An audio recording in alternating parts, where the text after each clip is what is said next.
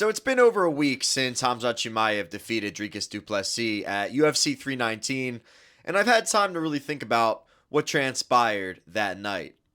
I just want to remind everybody that the same guy that would scream this "Kill everybody!" is the guy that just held somebody down for 23 minutes and stalled for most of that time, not going for any real submissions, not going for any finishes with ground and pound, just kind of holding positions and stalling as each round went by. Now, it's not to say that what Khamzat Chimaev did is not incredibly impressive, because it is.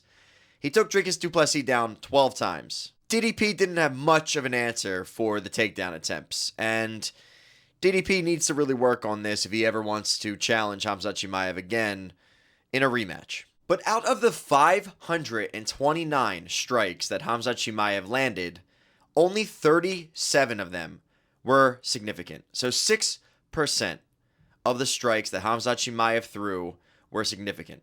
That is simply not a fighter who is going for a finish.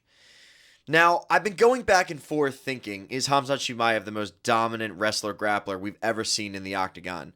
And although it's close, I think Khabib gets that award because he would actually go for the finish. Whether it was raining heavy ground and pound down on his opponent or going for submissions, he would go for the finish. Because while Khabib would finish Justin Gaethje, Dustin Poirier, Conor McGregor, the best of the best in that division who would challenge him for the belt, Khamzat has struggled to finish his top-tier opponents as of late.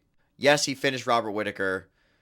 Robert Whittaker had a pre-existing injury that he took advantage of with the face crank, and he cracked his jaw, and it was an impressive submission, but he did attack a pre-existing injury, and that obviously makes the finish a lot more attainable. He couldn't finish Gilbert Burns, he couldn't finish Kamaru Usman, and he couldn't finish DDP either, nor did he even try to finish DDP. It's one thing to finish Gerald Meerschaert or Li Jingliang or Kevin Holland, but to be the best grappler wrestler in UFC history, you can't just stall and hold position. You need to submit and finish your opponents the way Khabib would. The way Islam Makhachev does as well. Now, what's really interesting to me about the fight between Khamzat and DDP is what Khamzat did is incredibly impressive. No doubt about that. He looked great. DDP had really no answer for the takedown attempts. He held DDP down, and DDP couldn't really get much offense off. It was a real defensive performance from DDP. He had to fight the submission the entire 25 minutes, essentially. But can you really call what Khamzat Chimaev did fighting? Is it really combat when you just hold someone in a stalling position? It's not really truly fighting, and although it's not against the rules, Jason Herzog did stand them back up a couple times, because if you're not advancing the position, if you're not actively seeking a submission or a finish, or at least trying to inflict significant damage, then you're simply stalling, and that needs to be broken up, because that's not combat. UFC, mixed martial arts, it's a combat sport. There needs to be combat happening. And again, while it was incredibly impressive what Khamzat Chimaev did, 50-44 against a pretty dominant champion is absolutely incredible.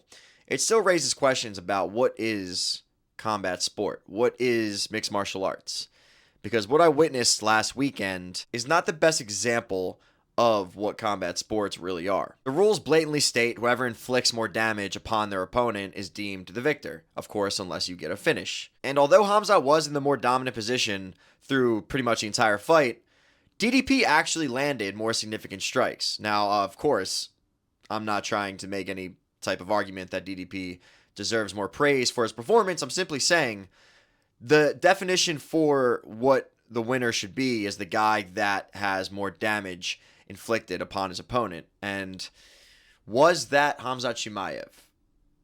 He held DDP down, and it was really impressive, but he didn't inflict more damage necessarily than DDP did upon him. So it's a really interesting example of what are the actual rules of mixed martial arts, and is simply holding someone down, although it's not illegal, Is that actually combat? Now, DDP for sure needs to get it together when it comes to his ground game, because although he is a pretty competent grappler, he clearly had no answer for the takedown, and that needs to be patched up if he's going to get a rematch against Khamzat Chimaev and be successful in that rematch. Now, this opens up the question, who is next for Khamzat?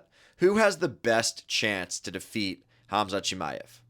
And there's two guys in particular that come to mind as having a decent chance to be victorious. Obviously, Khamzat's still going to be the favorite because that style is really, really hard to counteract. But Renier de Ridder and Anthony Hernandez are two guys that come to mind that have some sort of chance to counter that style that Khamzat Chimaev brings to the table. Anthony Hernandez is a very well-rounded mixed martial artist. Really, really good striker. Really, really good ground game. So I can see him having good success compared to what DDP brought to the table. Because although DDP, when they were standing up, had great success, his lack of real takedown defense was problematic. Whereas Anthony Hernandez, I think, can make it a more gritty fight, make it a more challenging endeavor to take him down. And then Renier de Ridder, who is a very competent ground expert, as well as having monster knees. If Khamzat's trying to take someone down and he's taking a knee to the solar plexus, I'm curious to see how that plays out. Another guy that I think could fare decently against Khamzat is Caio Borralho. I think he has what it takes to really make it a gritty, interesting fight. He feints a lot. He's a good striker. Khamzat will have to worry about that when he's entering takedown attempts, and that could be an interesting fight. But again, I mean, all three of these guys are going to be underdogs against Khamzat, and I don't know if any of them have what it takes to actually beat Khamzat in the game that Khamzat plays. I also would like to add that DDP is the only fighter to ever take Khamzat Chimaev down in a fight. And although he got absolutely dominated with control, he did have moments of success. He took him down, he landed decent, significant strikes, so I think there is a chance for DDP to patch up that takedown defense and potentially be victorious in a rematch. But is he going to get the immediate rematch, and is he going to be able to patch up those holes in enough time to get the rematch? So a lot of interesting questions being raised here with this specific scenario. And what do you guys think? Who do you think deserves the next title shot against Khamzat Chimaev? What did you think about that main event? And subscribe to my channel if you love MMA. If you love UFC, I promise you'll love my channel. MMT out.